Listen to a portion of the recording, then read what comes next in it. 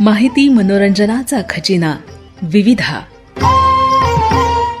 गीत संगीत संवादाचा अनोखा संगम विविधा, तुमच्या सोनेरी क्षणांचा सोबती कार्यक्रम विविधा विविधा विविधा.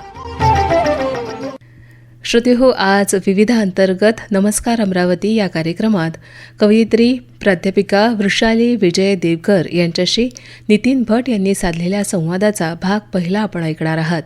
या कार्यक्रमाचे सादरकर्ते आहेत भैयालाल टेकाम. मित्रहो, नमस्कार. नमस्कार अमरावती कार्यक्रमामध्ये आपलं खूप खूप स्वागत. आता बंधू कवेश्वर, शब्दसृष्टीचे ईश्वर, ना तरी परमेश्वर वेदावतारी. एका संत कवीनं असं म्हटलेलं आहे. म्हणजेच काय, तर कवी हे शब्दसृष्टीचे ईश्वर आहेत आणि वेदांचे अवतार देखील आहेत असं मानलं जातं. कवींच्या शब्दरचनेमुळे जगण्याचं सार समजतं आणि ज्ञानाचा प्रसारही होतो. मित्रहो, आज मी तुम्हाला हे का सांगतोय असा प्रश्न तुम्हाला पडला असेल, तर आजच्या आपल्या नमस्कार अमरावती या कार्यक्रमाच्या ज्या पाहुण्या आहेत त्या कवयित्री आहेत. त्यांच्या संवेदनशील कवितांमधून एकीकडे त्या विचार करायला भाग पाडतात आणि दुसरीकडे त्यांच्या हलक्या फुलक्या विनोदी आशयाच्या कवितांमधून त्या आपल्याला हसायलाही लावतात. तर या आजच्या ज्या पाहुण्या आहेत त्या आहेत प्राध्यापिका सौभाग्यवती वृषाली विजय देवकर. आपण सुरुवातीला त्यांचं स्वागत करूया. वृषाली मॅडम, नमस्कार अमरावती कार्यक्रमात. नमस्कार सर, आणि संपूर्ण श्रोत्यांना सुद्धा माझा नमस्कार. क्या बात आहे. आज एक कवयित्री आम्हाला भेटायला आली आहे, त्याच्यामुळे श्रोत्यांनाही खास आनंद झाला सर. मित्र, वृषाली मॅडम ज्या आहेत या अमरावती जिल्ह्यातल्या परतवाडा इथे आहेत. त्या MA BEd झालेल्या आहेत आणि आता त्यांची आचार्य पदवी होते आहे. त्याचा उल्लेख आपल्या मुलाखतीमध्ये पुढे येईलच. प्राध्यापिका म्हणून स्वर्गीय छगनलाल मुलजीभाई कढी महाविद्यालय अचलपूर इथं त्या कार्यरत आहेत. कविता, लेख, समीक्षण लिहिण्याची आवड त्यांना आहे आणि खास म्हणजे तरुण भारत वर्तमानपत्रामध्ये राजेशाही या सदराखाली गेल्या तब्बल 5 वर्षांपासून स्तंभलेखन करतात. चला तर मग त्यांचं स्वागत आपण केलेलंच आहे. आता गप्पांना सुरुवात करूया. तर आजच्या पाहुण्या आहेत प्राध्यापिका वृषाली विजय देवकर. वृषाली मॅडम, आम्हाला खास आनंद का होतो माहिती आहे का, कविता वगैरे म्हटल्या म्हणजे आमच्या श्रोत्यांना पण आनंद होतो की आपल्याला काहीतरी आज छान नवीन ऐकायला मिळणार आहे. तर आपण काय करूया, म्हणजे मुलाखतीच्या अगदी सुरुवातीला तुमच्या फ्लॅशबॅकमध्ये जाऊया. कविता तुमच्या आयुष्यात कशी आली? अगदी लहानपणी कुठल्या वयामध्ये तुमच्या आयुष्यामध्ये कविता आली? अच्छा, त्याचं असं आहे ना की साधारण मी जेव्हा 6-7 वर्षाचे होते तेव्हा आपण उन्हाळ्याच्या सुट्ट्या लागल्या की मामांच्या गावी जायचो. तर त्यावेळेला मी माझ्या मामांच्या गावी गेली की माझी जी आजी होती कुसुमाजी, तर ती आम्हाला सर्व नातवंडांना ती ज्ञानेश्वरी वाचायची आणि आम्हाला सगळ्यांना असं बाजूला घेऊन बसायची की निदान यांच्या कानावरती शब्द तरी पडावेत ज्ञानेश्वरीचे. आणि आणखी एक आजी होती सोबतच, शांता आजी, तर ती स्वतः गाणं लिहायची त्या काळामध्ये. आणि तिला संत साहित्य फार प्रिय होतं.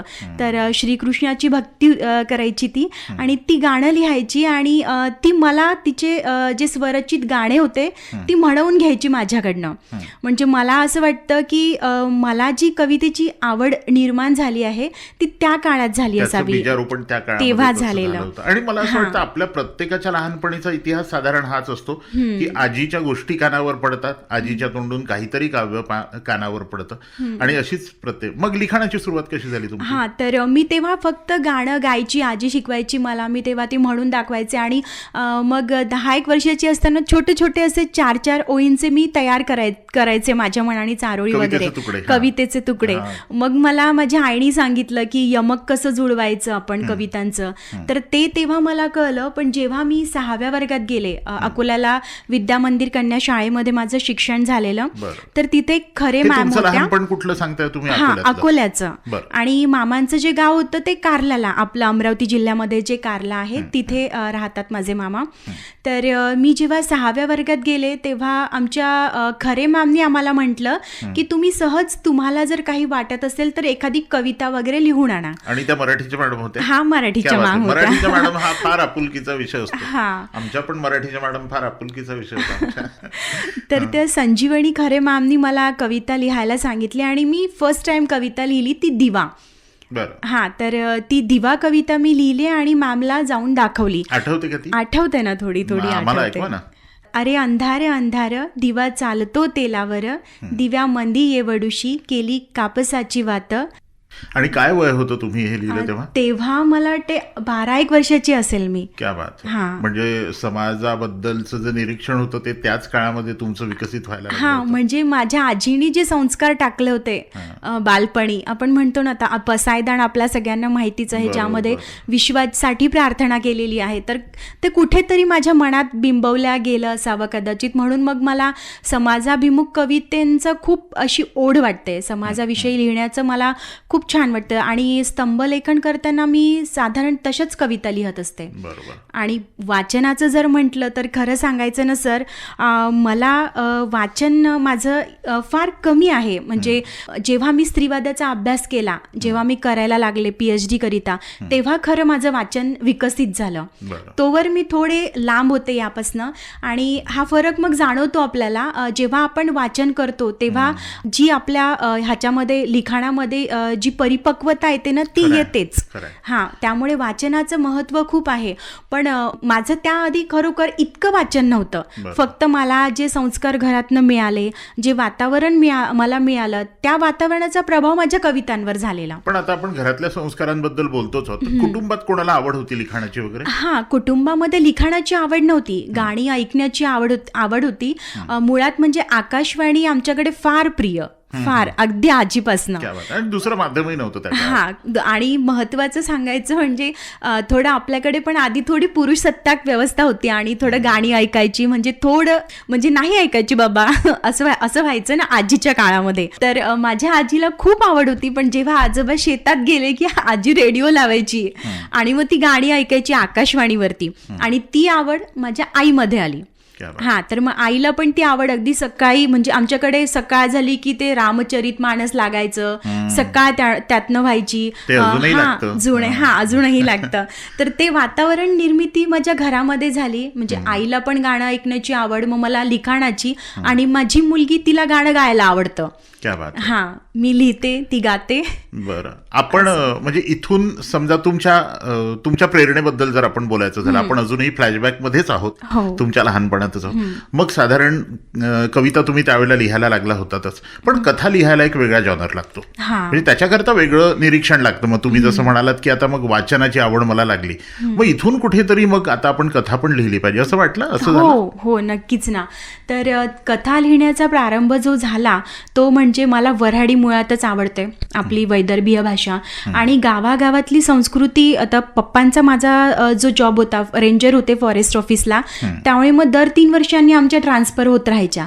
त्यामुळे मग परिवर्तन, 3 वर्ष झाले की नवीन वातावरण, नवीन सगळं तिथे समरसून जायचं. मग तिथे सगळ्या वेगवेगळ्या बोली भाषा ह्यांचा मला म्हणजे थोडा संदर्भ मिळत गेला. पण याचा फायदा होतो ना? हो, खूप फायदा झाला ना, खूप फायदा झाला. वेगवेगळ्या प्रकारचे लोक भेटतात, वेगवेगळ्या भाषांशी संपर्क येतो आणि नवीन नवीन वातावरणाशी कसं समरस व्हायचं ना, ते बालपणामध्येच संस्कार माझ्यावरती पडलेले.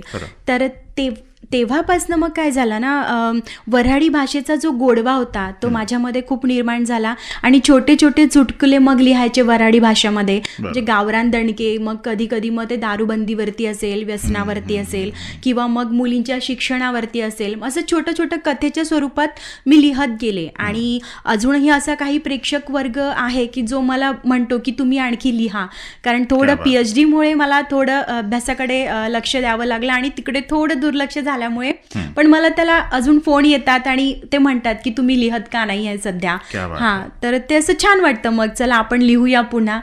तर चालू आहे माझं लेखन. तुम्ही वृषाली मॅडम तुमच्या गाण्याच्या आवडीबद्दल बोललात, तर आता आपल्या कार्यक्रमामध्ये तुमच्या आवडीचं एक गाणं ऐकवायची वेळ झालेली आहे. नक्कीच. तर कुठलं गाणं ऐकवाल? मला मराठीचं नाविकारे जे गाणं आहे कल्याणपुरे मॅमचं, ते फार आवडतं. कल्याणपुरी यांचं. क्या बात आहे. फार सुंदर शब्द आहेत ते आणि अशोक पत्की यांचं संगीत आहे. मित्रहो, नमस्कार अमरावती कार्यक्रमात आज आपल्या सोबत आहेत साहित्यिक, कवयित्री आणि ज्यांना आपण स्तंभलेखनकार म्हणतो, प्राध्यापिका डॉक्टर वृषाली विजय देवकर. वृषाली मॅडम, आपण एक छान गाणं तुमच्या आवडीचं ऐकलं आणि आता आपण परत गप्पांकडे वळूया. लिखाणाची सुरुवात कशी झाली तुम्ही सांगितलं, कविता तुमच्या आयुष्यात कशी आली, कथा तुम्ही कशा लिहायला लागल्या ते सांगितलं. मग पुढे असं होतं की आता याच्यामध्ये सातत्य आलं पाहिजे या लिखाणामध्ये. मग याचं काही अशी दिनचर्या असते लिखाणाची? हो, कधी कधी काय होतं ना, कविता एखादी कुठली समाजामध्ये घटना घडली तर मग आपसुकच त्या कवितेच्या ओळी मनात येऊन जातात. मग मी त्या लगेचच लिहून घेते. आणि महत्त्वाचं म्हणजे मला कविता सुचतात त्या सर्वात जास्त किचनमध्ये स्वयंपाक करताना. तर माझी कायम एक फ्रीजवरती कवितेची वही ठेवलेली असते, पेन पेन्सिल ठेवलेला असतो. वा. आणि जेव्हा मला सुचलं काही पण तर मग मी लगेचच ते लिहून काढते. पण मग रात्री झोपताना डोक्याशी पण कागद पेन ठेवला असतो? कधी कधी घ्यावाच लागतो, कारण कधी कधी काय होतं ना, एकदम सुचून जातं आणि मग असं वाटतं की अरे आपण मिस नको करायला ह्या नाही, वेळी. आणि त्यावेळेला जर ते लिहून ठेवलं नाही हा. तर गेलं, थोडा डोळा लागला विसर की पडतो. ती प्रतिभा गेली असं होतं. हा, त्यामुळे होतं. आणि स्तंभलेखन करायचं आहे तर मग पेपर जो आहे तरुण भारत, त्यांचं टायमिंग दिलेलं आहे, तर त्या टायमिंगच्या आत मला कविता पाठवावीच लागते. 5 किंवा 7 वाजेपर्यंत वर्तमानपत्रामध्ये पाठवावीच लागते कविता. बरोबर. तर त्यासाठी मग मी असाच वेळ काढून घेते दिवसातनं. कधी अर्धा तास, कधी कधी 15 मिनिटात होऊन जाते कविता, कधी अर्धा तास लागतो, असं होतं. खास कुठल्या प्रकारचं लिखाण करायला आवडतं? हां, मला स्त्री शक्तीवरती लिखाण करायला आवडतं. आणि ज्या समाजातील समस्या आहेत, म्हणजे मग त्या कुठल्या पण असो, नुसतं स्त्रियांशी निगडीतच समस्या असं नाही, तर बाकी ज्या बालकांच्या समस्या आहेत किंवा मग कर्मचाऱ्यांना पण ज्या समस्या भेडसावत आहेत त्याबद्दल पण मग मी लिखाण करते. किंवा मग काही कुणावरती अन्याय होत असेल त्यावरती पण मला लिहायला आवडतं. म्हणजे एखादं कुठलं क्षेत्र असेल तिथे असं वाटतं की नाही आपण ह्यावरती कविता करायला हवी. आता सध्या मोबाईलवरती भरपूर जण कविता करतात, पण मी माझ्या दृष्टिकोनातनं लिहिण्याचा प्रयत्न करते. हल्ली परीक्षा झाल्या आहेत, तर मुलांचं परीक्षेच्या दृष्टीने कुठलं आपण व्ह्यूनी पाहायला हवं त्यावरती म्हणजे रोज लिखाण करायचं असतं. त्यामुळे मग असे मला विषय सुचून मग ते ठरवून ठेवावे लागतात की आज आपल्याला यावर लिहायचं आहे. बरोबर आहे. आणि आपण जसं म्हणतो ना की साहित्य हा समाजमनाचा आरसा आहे. जे समाजात घडत जातं ते आपल्या लिखाणातून उतरत जातं. मग आणखी कुठले विषय असे आहेत की स्त्रीवादी विषयाबद्दल तुम्ही बोललेले आहातच, तर बाकी समाजामध्ये अनेक ज्या घटना डोळ्यासमोर आपल्या घडतात तर त्या असर करतात मनावर असं वेगळं? हो, करतात ना. एकतर कसं असतं ना, आपण म्हणतो कवीचं मन हे संवेदनशील मन असतं. तर मग कुठेतरी एकदम त्या शब्द सुचून जातात, मन अगदी व्याकुळ होऊन जातं आणि मग त्या व्यथा कवितेतनं व्यक्त कराव्याशा वाटतात. म्हणजे आपण स्वतः पण मोकळं होतो, स्वतःला फील करतो की नको आपण ह्यावरती काहीतरी लिहिलं तर यातनं समाजाला पण काहीतरी प्रेरणा मिळेल किंवा आपल्याला स्वतःला पण समाधान मिळेल की आपल्याला परमेश्वराने काहीतरी दिलं आहे, कुठलं तरी कार्य करायला पाठवलं आहे, तर आपण त्याला निश्चितपणे जेवढा न्याय देता येईल तेवढा मी प्रयत्न करते. आणि आपल्या हातात लेखणी आहे, लिहिण्याची इच्छा आहे, तर आपण मग लेखणीतून व्यक्त झालं पाहिजे. बरोबर. पण मला असं वाटतं की गाणं गाणाऱ्यांना रियाज असतो गाण्याचा, पण लेखकांना आणि कवींना पण रियाज असतो चांगलं वाचन करण्याचा. बरोबर ना? बरोबर, अगदी. तर मग तुम्ही मगाशी म्हणालात की माझं वाचन फार कमी आहे, पण तरी लिहायचं असेल तर वाचावं लागतंच, हे 200%. तर तुमचे आवडते लेखक कोण आहे आणि कुठल्या प्रकारचं साहित्य नेमकं तुम्हाला वाचायला आवडतं? मला कवितेचा प्रकार जास्त आवडतो, साहित्याचा. कारण मुळात ते संस्कारच माझ्यावरती झालेले. म्हणजे मी आधी पुस्तकं न वाचता लिहायची, तर तो वेगळा दृष्टिकोन झाला. पण आता मी जो अभ्यासाला विषय घेतला आहे, 15 कवयित्रींच्या काव्यसंग्रहांचा विषय मी घेतला होता, तर त्यातल्या ज्या कवयित्री आहेत, कल्पना दुधाळ आहेत, योगिनी राऊळ आहेत, तर सारिका उबाळे आहेत, ह्यांच्या कविता वाचायला पण मला फार आवडतात. आणि त्यांचा आशय काय असतो? त्यांचा स्त्रीवादाचाच आशय आहे. स्त्रीमुक्ती हा त्यांच्या काव्यसंग्रहांचा मूळ गाभा आहे. तर त्यामध्ये कल्पना दुधाळ यांच्या ज्या कविता आहेत त्या शेतीमातीशी निगडीत आहेत. म्हणजे मजूर शेतकरी ज्या स्त्रिया आहेत त्यांच्या भावना काय असतील किंवा मग पुरुष सत्ताक व्यवस्थेचे परिणाम काय झाले स्त्रियांवरती त्याचा संदर्भ असू देत, किंवा मग स्त्रियांना कुटुंबामधनं त्यांची कशा प्रकारे छळ केला जातो, तर तो पण आशय त्यांच्या कवितांमध्ये येतो. आणि निसर्गाशी जुळलेल्या त्यांच्या फार कविता आहेत कल्पना दुधाळांच्या. मग तुम्ही पण त्याच आशयाचं लिखाण, एखादी कविता तुमची जर त्या आशयाची आठवत असेल तर आमच्या श्रोत्यांना पण ऐकवा ना. नक्कीच ना. म्हणजे त्या आशयाची म्हणूनच नाही, पण आधी पण मी ज्या कविता केल्या होत्या त्या समाजाभिमुखच कविता आहेत. पण कुठेतरी नक्कीच ना. एक स्त्रीवादावरती माझी कविता आहे, पितांबरी. ती सावित्री आईला वाचते, ती जिजाऊंना जाणून घेते. ती सावित्री आईला वाचते, ती जिजाऊंना जाणून घेते. ती अहिल्याबाईंना पाहते आणि आरशात स्वतःचे प्रतिबिंब न्याहाळत म्हणते, थँक गॉड मी या युगात जन्माला आले. तंत्रयुगाशी जोडल्या गेले. आरसा मिश्किलपणे हसतो, खट्याळवाणा बोलतो आणि विचारतो, मग तरी तू पोथ्यांमध्येच रमतेस, बाळाला दृष्ट लागू नये म्हणून धागेदोरे बांधतेस, दारावरच्या म्हातारीला रिकाम्या हाताने पाठवते, कोणताच भाव न करता मॉलचे खिसे भरते, शेजारच्या सखीचा छळ निमूटपणे बघते आणि पहिल्या नंबरचा अट्टहास करून मुलांवर अन्याय करतेस. देव्हारा चमकविण्यासाठी जीवघेणी धावपळ असते. देव्हारा चमकविण्यासाठी जीवघेणी धावपळ असते. समया घासत बसतेस अगदी हात दुखेपर्यंत.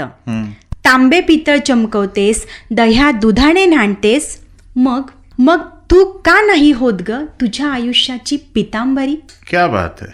म्हणजे तो जो स्त्रीवादाचा आशय, म्हणजे सावित्रीबाई असोत किंवा अगदी मा जिजाऊ असोत, की त्यांनी त्यांच्या काळात केलेलं कार्य आणि मग तू का हे करू शकत नाहीस या काळामध्ये, त्या काळात जे झालं होतं. क्या बात आहे. फार सुंदर आशय वृषाली मॅडम तुमच्या कवितेचा होता. चला, तुमच्या आवडीचं एक आणखी दुसरं गाणं ऐकूयात आपण आता. Thank you sir. वृषाली मॅडम, अगदी ताजं वाचलेलं कुठलं पुस्तक आहे, आठवतो का, आणि विषय काय होता? ताजं वाचलेलं पुस्तक म्हणजे वंदना महाजनांचं आहे, स्त्रीवाद आणि संकल्पना. ते पुस्तक आहे. ताराबाई शिंदेंचं स्त्री पुरुष तुलना ग्रंथ आहे. हे आता जस्ट वाचलंय मी पुस्तक. क्या बात. आणि काय विषय आहे त्याचा? त्यामध्ये स्त्रियांचा आहे, म्हणजे स्त्रीवादाची सुरुवात कशी झाली, म्हणजे भारतामध्ये आपला स्त्रीवाद कसा आला, भारतीय स्त्रियांनी स्त्रीवादासाठी का लढायला हवं, आणि समाजामध्ये स्त्रीवाद म्हणजे असं फक्त पुरुषांच्या विरोधीच एखादं कार्य करावं असं नाही, परंतु स्त्रियांनी स्वतःच्या हक्कांसाठी लढायला हवं. बरोबर. आणि पुरुषांच्या सोबत आपल्याला खांद्याला खांदा लावून आपण जर काम करतोय ना, तर ती समान संधी आपल्याला मिळायला हवी. तर याबद्दल जागरूकता केलेली ही पुस्तकं आहेत. म्हणजे अगदी महात्मा फुलेंच्या काळामध्ये ताराबाई शिंदेंनी ते पुस्तक लिहिलेलं, म्हणजे किती त्यांचं धैर्य म्हणावं लागेल, की त्या काळामध्ये त्यांनी ह्या संस्कृतीच्या याच्यावरती त्यांनी आघात केलेला. आणि ज्या काळामध्ये स्त्रीला व्यक्त होण्याचंही स्वातंत्र्य नव्हतं त्या काळात त्यांनी लिहिलेलं. आणि वंदना महाजनांचं पुस्तक सुद्धा तसंच आहे. त्यामध्ये पूर्ण स्त्रीवादाचा आढावा घेतलेला आहे. म्हणजे अभ्यासकाच्या दृष्टीने ते अत्यंत सुंदर पुस्तक आहे. असं स्त्री शक्तीवरती आधारित दोन्ही पुस्तकं माझी ताजं वाचलेलं तुमचं पुस्तक. वृषाली मॅडम, अगदी जाता जाता आपण आजच्या भागापुरतं घड्याळ खुणावताय की आजच्या भागात थांबायची वेळ झाली आहे. पण जाण्यापूर्वी एका प्रश्नाचं मला तुमच्याकडून उत्तर हवं आहे आणि मग आपण थांबूया. लेखिका म्हणून स्त्री जाणीवा आणि स्त्री संवेदना मांडणे हा विषय आपण घ्यावा.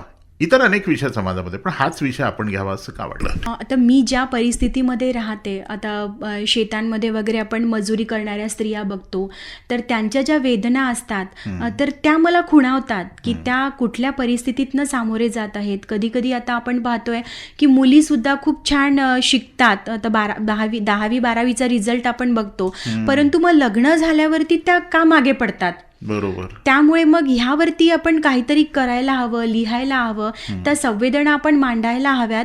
म्हणून मला ते विषय खुणावतात आणि त्यावरती लिहावंसं वाटतं. आणि एखादी मुलगी हुशार असेल तर मग तिने चांगलं करिअर करण्याकडे का लक्ष देऊ नये? अगदी स्वयंपाक पाणीच केलं पाहिजे घरामध्ये असं काय? तेच ना. म्हणजे ही जी स्त्रीची प्रतिमा आहे यातून तिने थोडंसं बाहेर पडावं, आणि म्हणून तुमचा हा विषय जिव्हाळ्याचा आहे असं मला वाटतं. तर खरं तर आजच्या पुरती वेळ झालेली आहे वृषाली मॅडम थांबण्याची. आणि हाच जो विषय आहे तुमचा, स्त्री जाणीवा आणि स्त्री संवेदना, आपण उद्याच्या भागाच्या सुरुवातीला पण याच्यावर थोडासा ओहापोह करणार आहोत.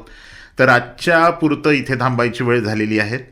या भागामध्ये सहभागी झालात त्याबद्दल आकाशवाणीच्या वतीने आपले आभार, आणि उद्या परत आपण भेटणार आहोत. धन्यवाद. श्रोत्यो, आत्ताच आपण विविधा अंतर्गत नमस्कार अमरावती या कार्यक्रमात कवयित्री प्राध्यापिका वृषाली विजय देवकर यांच्याशी नितीन भट यांनी साधलेल्या संवादाचा भाग पहिला ऐकलात. याच मुलाखतीचा दुसरा भाग आपण उद्याच्या प्रसारणात ऐकू शकाल. या कार्यक्रमाला निर्मिती सहाय्य दिलं होतं नितीन भट यांनी. तांत्रिक सहाय्य संजय किटुकले यांचं होतं. तर या कार्यक्रमाचे सादरकर्ते होते भैयालाल टेकाम. माहिती मनोरंजनाचा खजिना विविधा, गीत संगीत संवादाचा अनोखा संगम विविधा, तुमच्या सोनेरी क्षणांचा सोबती कार्यक्रम विविधा. विविधा विविधा.